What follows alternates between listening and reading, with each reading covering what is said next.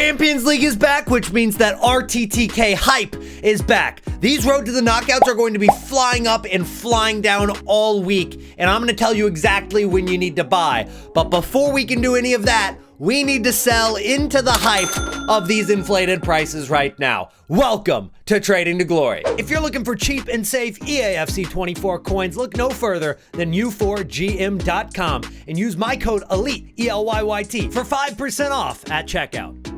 If I get a walkout in this pack, you have to like the video.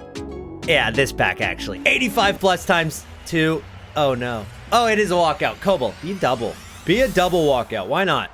Why not? Why not? Why not, EA? Why not? You can do double. Oh, it is double.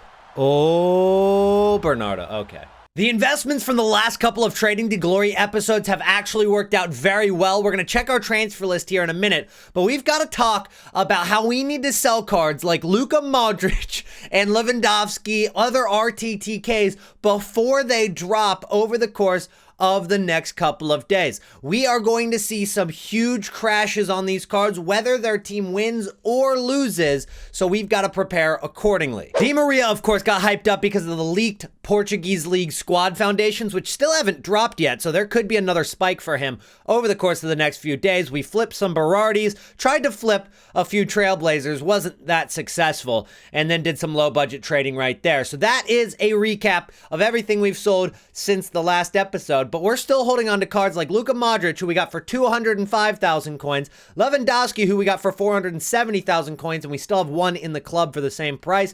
We've got two Karchawis for about 199, and then we've got a various collection of RTTK low budget cards like Machado and Sildilia. We've got a Klaus, and then we've also got some Virgil van Dijk, which have also gone up a ton in price. So we're looking at about 150k profit on Luka Modric. We're looking at about 40,000 coin profit on these Van Dijks, maybe after tax about 30k per card.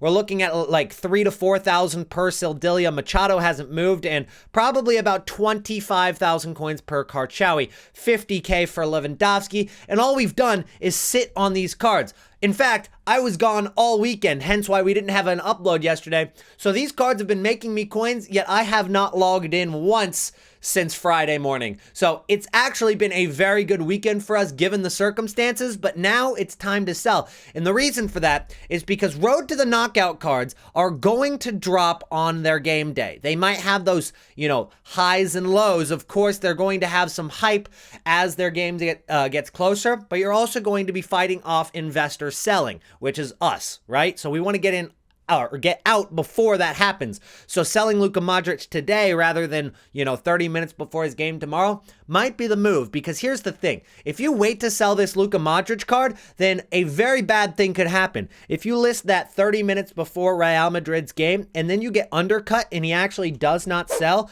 and then in theory, Real Madrid could get scored on first, and then he crashes down in price. So we have to be very, very careful with that. And even if these cards end up winning, like Phil Foden here, as you can see, hit a low point and then rose as he got closer to his game. Very similar to how Luka Modric did. They won this game, and he still crashed down about 80,000 coins on that day. And again, this is just taking the average for the day. So inevitably, he probably was over 400k at some point on this day, and probably was under 300k on some point this day. So we want to just sell the day before and make sure that we're making a lot of profit. But that doesn't mean it's the only window that we can make profit on RTTKs. If these guys end up losing their match, then you're going to be able to buy in that panic. Maybe 30 to 90 minutes after the end of their game, they're going to hit a low point. And once you see that plateau a little bit, what you can predict is that these cards are going to go back up in price. So let's say that Barcelona does lose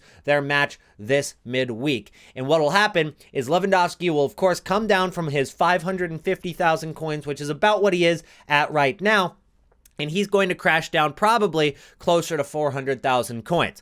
That means that we're going to get back in because that card is going to get hyped up for his next match, similar to how he got hyped up for this match. He's at about 545 right now, closer to 550, and this card was under 400,000 coins at his low point when he was exiting packs on that Friday, and he's only rose in price since. So that card is probably going to crash back down if they end up losing the game. Now, if they end up winning the game, he's also going to drop. It's not going to be as significant, but a lot of people are prepared to invest in this card just for the upgrade, but people aren't actually investing in the card to hold on to because of the upgrade. So what we'll see is after that match, he might spike up towards the end of the game and then come right back down for a couple of hours after the match is over. You can get in on an investment, and then you're going to have a second wave of hype as we get closer to the upgrade. People are going to buy into the hype of the upgrade, and once the upgrade actually happens and he goes to 93 rated,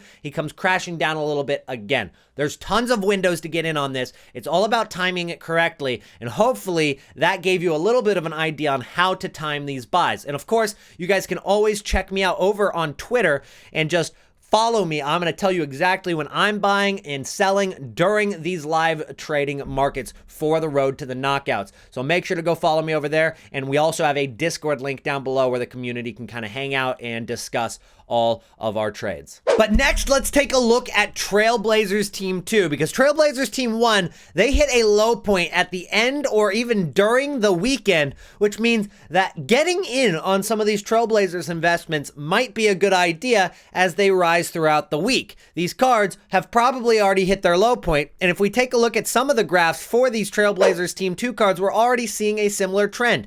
Andrew Robertson hit a low point actually on Saturday, just a day after his release of the card, and has been steadily rising since, all the way to 200,000 coins. Now, he is the only really good Premier League left back, so that is going to help his price, and until he has any real competition in that position, this card should do pretty well.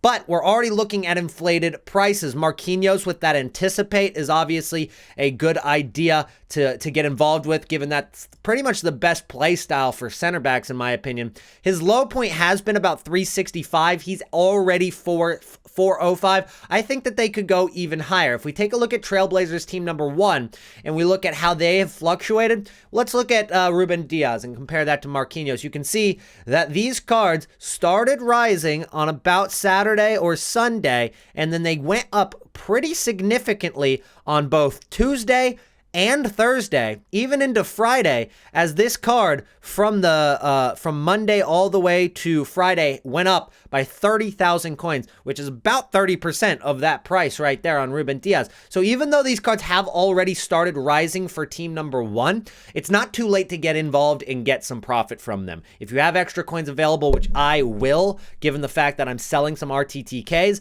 and already have like 700k liquid, I can probably put some coins into these pretty comfortably today and understand that I'm going to make some steady profit. Are these cards going to skyrocket 100% and fall 100% or 50% like the RTTKs? No, they're not going to bounce around like that, but it's a much safer investment. And as more people liquidate their RTTK cards like myself, I think a lot of that buying power is going to go towards this team, and that can actually help it go up even more. Out of pack investing has been working very well, so let's lean into that and make some coins with it this week. I'm going to give you guys a couple of cards that I think are going to be great investments as they might go out of packs for Team of the Week this week in Team of the Week number 6. Now, these cards have already been working over the past couple of weeks. For example, we invested in Virgil van Dijk for 230k, and he was already inflated a little bit, which means that if we were to go in on, who is this? PSG center back from 84? All right, Dudek, gotcha.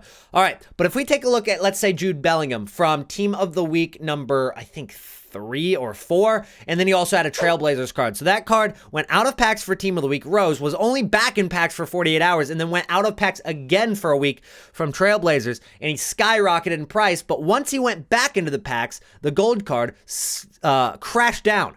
Every single day, he's dropping a significant margin. And so we invested in Virgil van Dijk after he had already risen a decent bit into the Team of the Week hype for last week's Team of the Week, which is currently in packs until Wednesday. So 240,000 coins was what he was on Wednesday. I bought for 230, which was, I guess, closer to Tuesday. I bought those cards after they had already inflated a little bit in price. And so what I'm thinking about this week is let's get in on Monday before they rise in price a ton going into the hype, and maybe we can capitalize on a little bit more profit. So right now we're looking at Team of the Week 6 predictions from elyyt. His cards on here, we got Griezmann, who scored a hat trick for Atletico Madrid. He's likely to get in. Oshoala is another meta card that's going to probably go out of packs. Goretzka is an option for low budget to medium budget. And Frimpong is only about 3,000 coins, but his card is probably a card that would rise out of packs because it's got so many links right now from objectives and different SBCs.